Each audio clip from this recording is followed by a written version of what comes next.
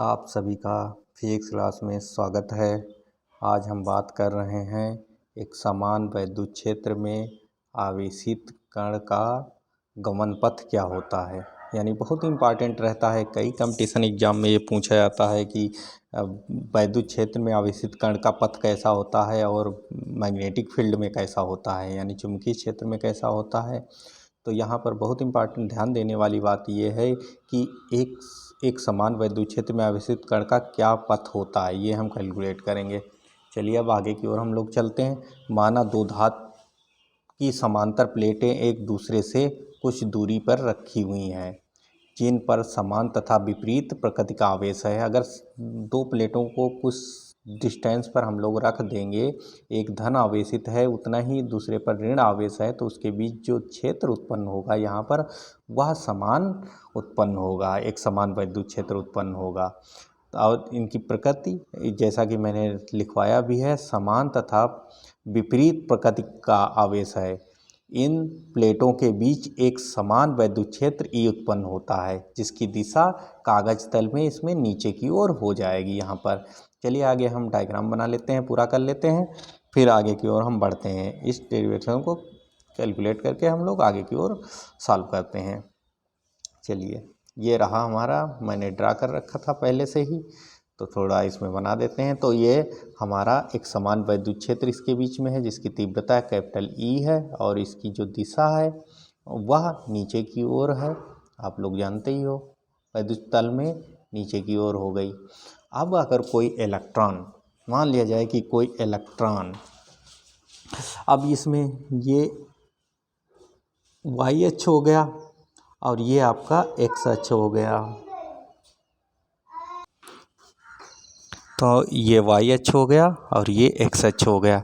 यदि हम एक्स अक्ष के अनुदिश कोई इलेक्ट्रॉन, मान लिया जाए कि आवेशित कण इलेक्ट्रॉन भी हो जाता है, जब ये इलेक्ट्रॉन v वेग से अगर एक्स अक्ष के अनुदिश प्रवेश करता है, गतिमान होकर इसके अनुदिश प्रवेश करता है, तो वह इस प्रकार से आगे की ओर बढ़ते हुए आगे की ओर निकल जाता है। यानी जो इसकी ये ट्राजेक्ट्री है, इसी को हमें ड्रा करना है कि एक पथ कैसा होता है। तो आगे हम देख लेते हैं कि इसके बारे में कुछ आप लोगों को लिखवा देते हैं कि इलेक्ट्रॉन जब प्रवेश करता है तो वो कैसे निकलता है। यानी जो इलेक्ट्रॉन की ट्राजेक्ट्री हो जाती है वो इस तरीके से आगे की ओर हो जाती है। चलिए देखते हैं। माना इलेक्ट्रॉन जिसका आवेश कैपिटल E है, ठीक है, या एक्स अक्ष के अनुदिश v वेग से प्रवेश करता है, तो वैद्युत क्षेत्र में क्षेत्र की दिशा y अक्ष के अनुदिश हो जाएगी। यानी वैद्युत क्षेत्र की दिशा y अक्ष के अनुदिश है, अतः इलेक्ट्रॉन एक्स अक्ष के अनुदिश कोई बल कार्य नहीं करेगा, एक्स अक्ष के अनुदिश कोई बल कार्य नहीं करेगा, क्योंकि हमारी अगर वैद्युत क्षेत्र इस दिशा में है, ये प्लस ये माइनस है, और अगर इलेक्ट्रॉन इस दिशा में जाएगा तो इस दिशा में कोई बल नहीं लगेगा, अतः इसमें एक्स वाई अक्ष के अनुदिश इस पर एक बल लगने लगता है। तो वह बल कितना लगेगा, F equal to the Q E के बराबर होता है। क्योंकि क्यू ई के बराबर होता है तो यहाँ पर क्यू क्या हो गया, वो ई इलेक्ट्रॉन है तो ई हो गया। चलिए आगे की ओर हम बढ़ते हैं। तो इतना इस पर जो है बल लगेगा, कोई क्वेश्चन 1 आप डाल के छोड़ सकते हैं। अब आगे की ओर हम जब पढ़ेंगे तो हमारे पास ये बल हो गया। अब इस बल के कारण इलेक्ट्रॉन की गति में त्वरण उत्पन्न त्वरण, यानी इस बल के कारण उत्पन्न त्वरण, या न्यूटन के सेकंड के नियम के अनुसार, न्यूटन के गति के सेकंड नियम का उपयोग करने पर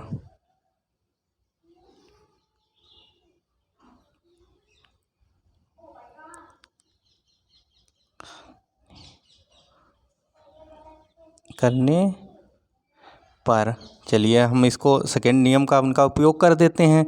तो न्यूटन का सेकंड नियम क्या है, किसी आवेशित जब कोई कण ए त्वरण से गतिमान होता है एम द्रव्यमान का, तो उस पर एक बल लगने लगता है। वह बल हमारा हो जाता है F equal to the m into a. तो यहीं पर जो m क्या हो गया, ये आपका द्रव्यमान हो गया,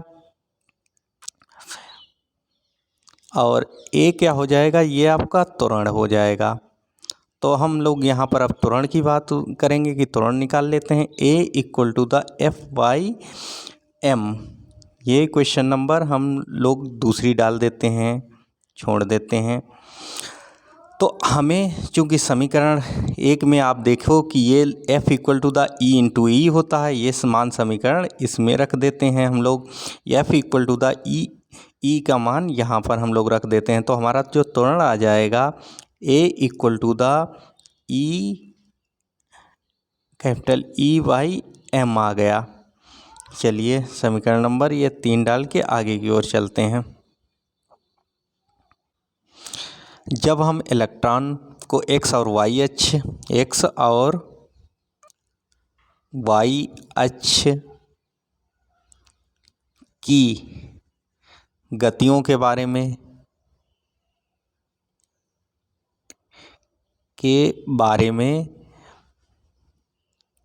बात करेंगे, तो हम गति निकालेंगे। तो सर्वप्रथम हम निकालने जा रहे हैं x अक्ष पर चली गई दूरी, यानी x अक्ष पर स्मॉल t समय में चली गई दूरी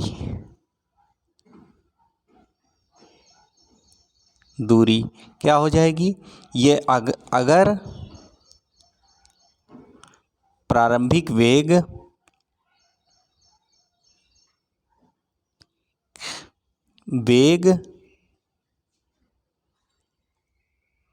यानी प्रारंभिक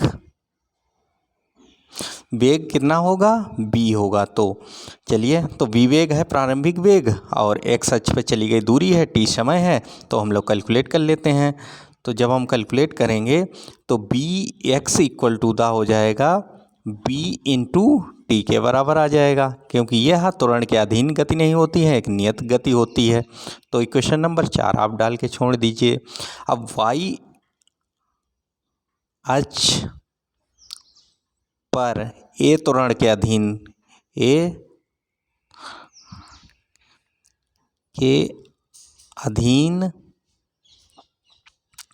गति, तो हम लोग अब y अक्ष पर गति निकाल लेते हैं कितनी है। तो ये गति हम y अक्ष के अधीन निकालते हैं कितनी हो जाएगी। चलिए आगे की ओर हम लोग बढ़ते हैं अब। तो न्यूटन के द्वितीय समीकरण से का उपयोग करके y इक्वल टू द हम लोग निकाल सकते हैं 1/2 a t स्क्वायर के रूप में निकाल सकते हैं। तो ये क्वेश्चन नंबर 5, जितनी भी क्वेश्चन है उनको बनाते चले जाइए, इसमें कोई दिक्कत नहीं है। अब समीकरण 5 जो इसमें है, a का मान रखने पर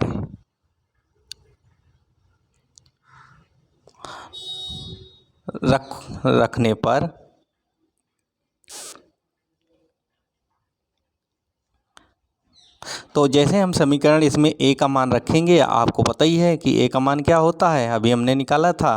तो हमारी जो इक्वेशन है वह थोड़ी इस तरीके से आ जाएगी कि y equal to the half a की जगह पर ये हाफ हो गया, a की जगह पर e capital E by m into यहाँ पर t स्क्वायर आ गया।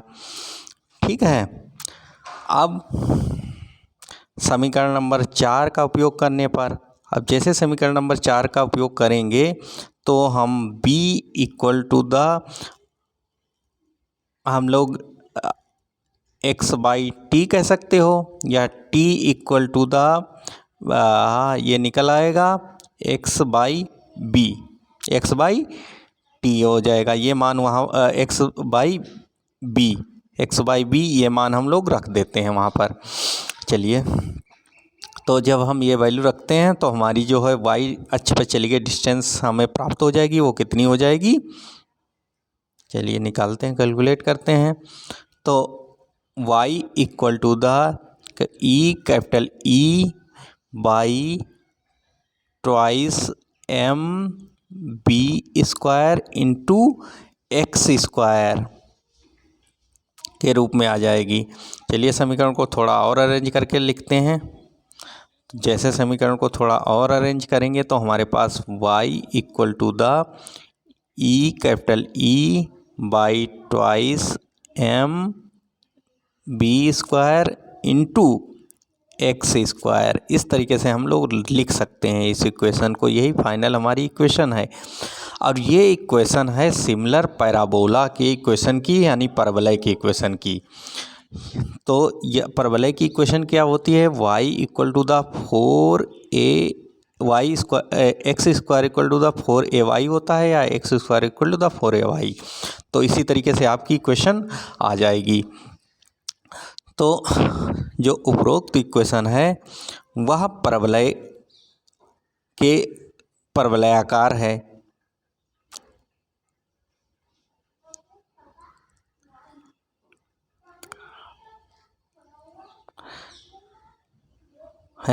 अतः आप लोग लिख सकते हो आगे कि जो है एक समान वैद्युत क्षेत्र में आवेशित कण का पथ परवलयाकार होता है, यानी पैराबोलिक होता है। ये आप लोग आगे लिख सकते हो कि ये इक्वेशन हमारी पैराबोलिक होती है। ठीक है, अब हम लोग पहुंचते हैं सेकेंड डेरिवेशन की ओर। सेकेंड ये भी काफ़ी इम्पॉर्टेंट है।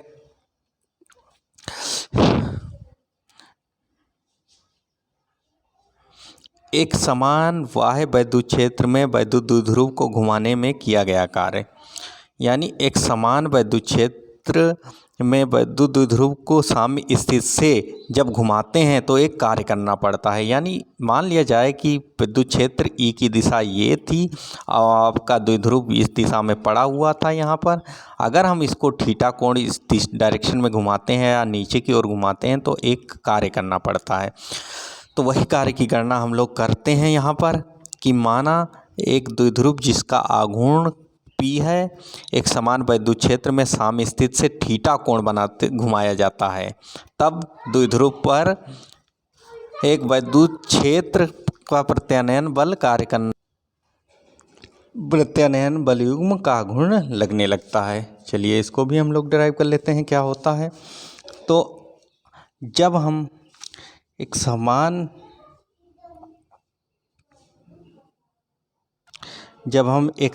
वैद्युत क्षेत्र में द्विध्रुव को थीटा कोण घुमाते हैं तो इस पे एक प्रत्यानयन बल लगने लगता है। वह F equal to the PE sine theta के बराबर हो जाता है।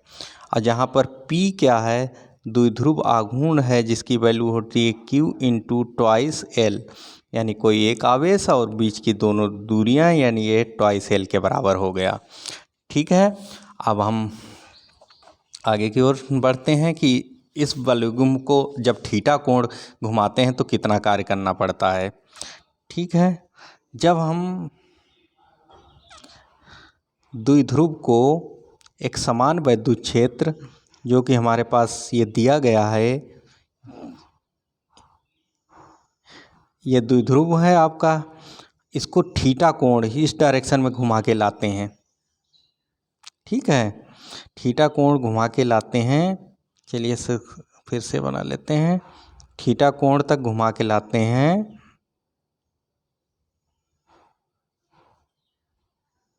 इधर, तो इस पे लगने वाला बलयुग्म का आघूर्ण क्या हो जाएगा, ये डिस्टेंस हो गई ट्वाइस L। तो इसको इस पे किया गया कार्य, इसमें किया गया कार्य स्मॉल होगा तो DW इक्वल टू द हो जाएगा आपका बलयुग्म का आघूर्ण इंटू साइन बल टाउ इंटू डी थीटा हो जाएगा, जो कि स्मॉल डिस्प्लेसमेंट किया तो टाउ की वैल्यू तो आपको अभी पता ही है। तो हम लोग अगर इसकी पूरी वैल्यू की बात करें तो होल वर्क, तो W equal to the sine of integration, यानी थीटा 0 से लेकर थीटा तक आप लोग इसको हम लोग साम्य स्थिति से घुमा रहे हैं, तो टाउ इंटू डी थीटा के बाद बात हो जाएगी। अब अगर हम लोग यहीं पर बात करते हैं कि W इक्वल टू द कुल वर्क की, तो ये आ जाएगा आपका साइन ऑफ इंटीग्रेशन, ये 0 से और ये थीटा हो गया, तो tau equal to the PE sine theta होता है इंटू ये डी थीटा हो जाएगा। अब ये कांस्टेंट है क्वांटिटी, ये बाहर होंगी, इसका इंटीग्रेशन हो जाएगा। तो उसका इंटीग्रेशन हम लोग करके आगे देखते हैं क्या है।